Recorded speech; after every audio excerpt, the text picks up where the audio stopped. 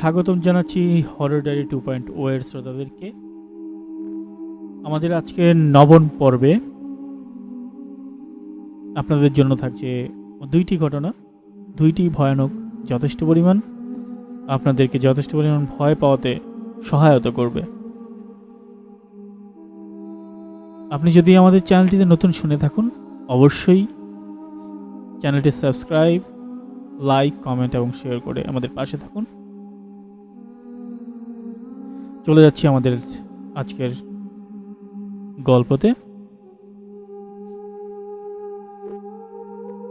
যদি একদিন আপনি ঘুম থেকে উঠে অনুভব করেন আপনার কণ্ঠস্বর বদলে গেছে, আপনার আয়নাতে আপনি ছাড়া আরেকজন দাঁড়িয়ে, তখন বুঝবেন আপনার শরীরটা হয়তো আর আপনার নেই। শুনুন আজকের সত্যি ঘটনার উপর ভিত্তি করে তৈরি কাহিনী। গল্পের নাম শরীর আপনার নিয়ন্ত্রণ করছে অন্য কেউ।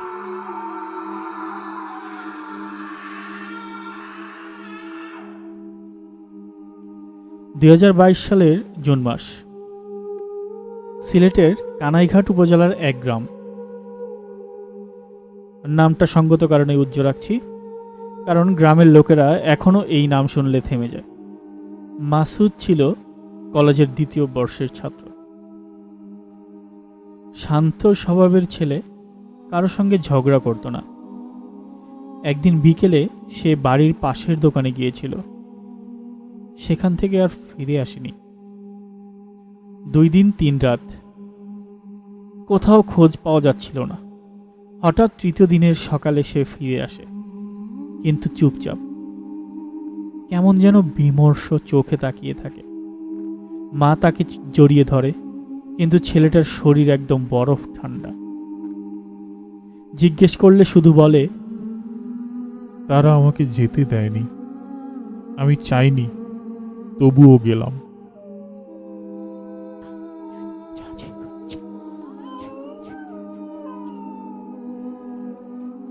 প্রথমে সবাই ভাবে হয়তো ভয় পেয়েছে, হয়তো কিছু খারাপ দেখে এসেছে, কিন্তু পরদিন থেকে শুরু হয় অদ্ভুত ব্যবহার। মাসুদ নারী কণ্ঠে কথা বলতে শুরু করে, খাবার খেতে চায় না, ঘরে আয়নার দিকে তাকিয়ে হাসে। রাতে মা দেখে মাসুদ খাট থেকে নেমে মাটিতে বসে, হঠাৎ শূন্যে তাকিয়ে বলে, তুই আবার এসেছিস? আমি তোদের বলেছি আমার দেহ এখন আমার।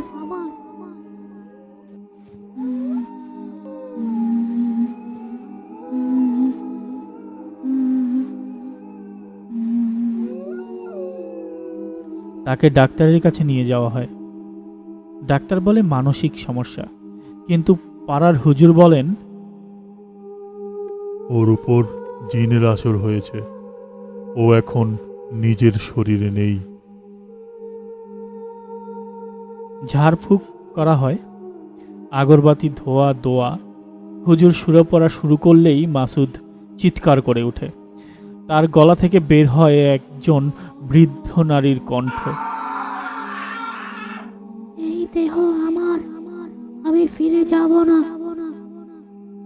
আমাকে টেনে এনেছে সে, এবার আমি থেকেই যাব।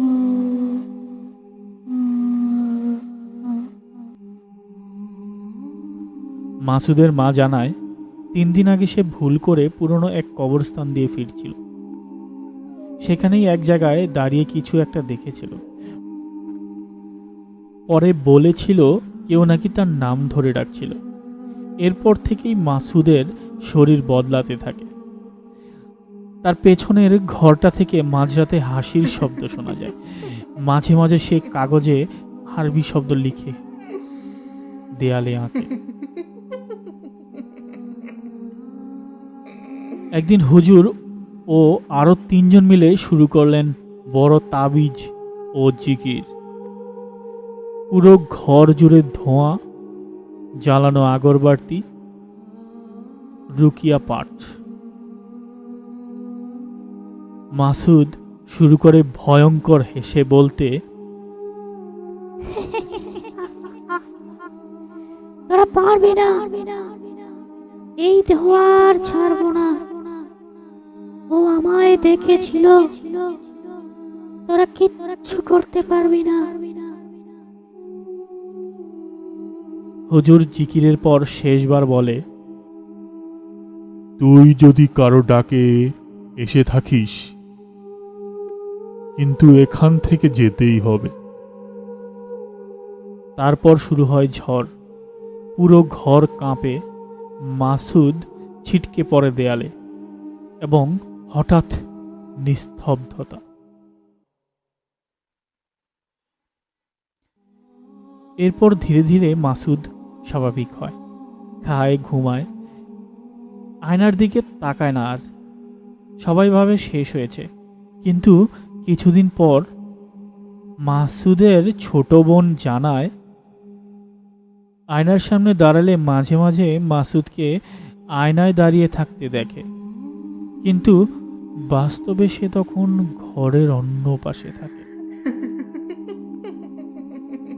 এবং এক রাতে আয়নার মধ্যে সে স্পষ্ট দেখল একজন বৃদ্ধা মহিলা মাসুদের কাঁধে হাত রেখে দাঁড়িয়ে আছে। আজও সেই আয়নাটা কাপড়ে ঢাকা, কেউ তাকায় না।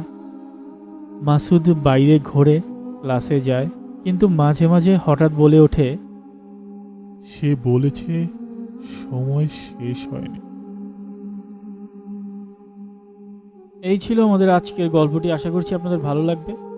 আপনাদেরকে একটি প্রশ্ন করে যাই, আপনার আয়নার ভেতরে যদি আরেকটা ছায়া দেখে ফেলেন, বুঝবেন সবাই চলে যায় না, কেউ কেউ থেকে যায়।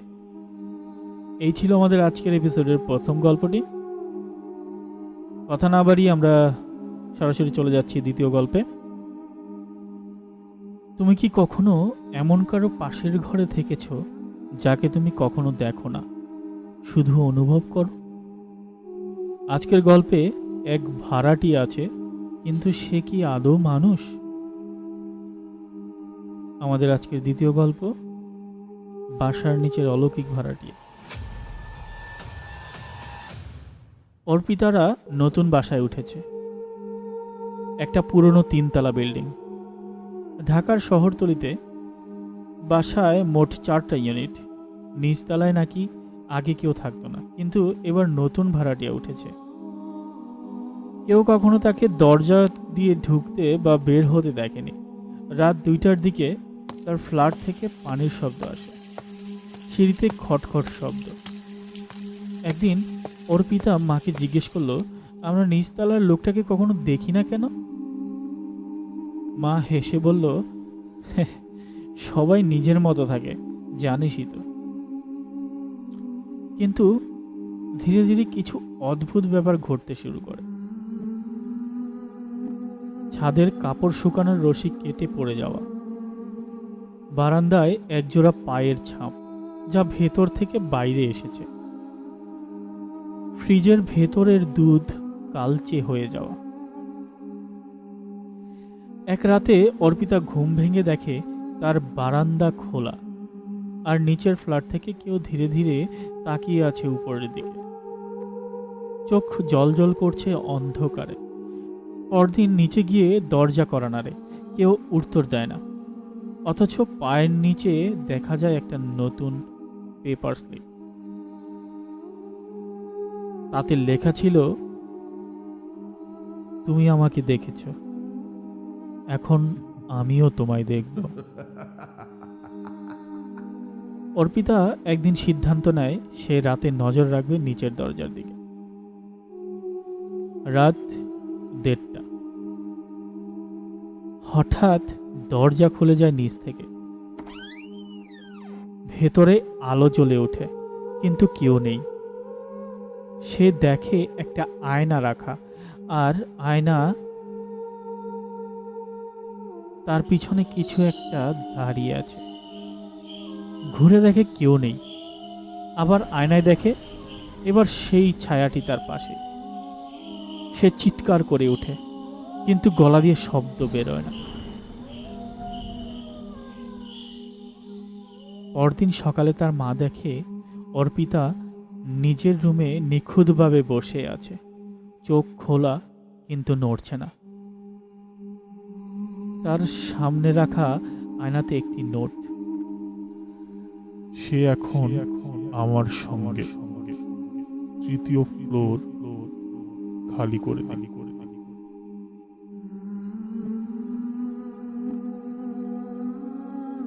এই অর্পিতা এখন কথা বলতে পারে না, শুধু তাকিয়ে থাকে আর মাঝে মধ্যে হাসে।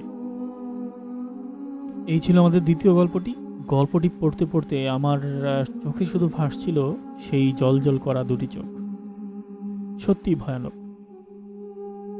এই হচ্ছে আমাদের আজকের এপিসোড। সবাইকে ধন্যবাদ জানাচ্ছি।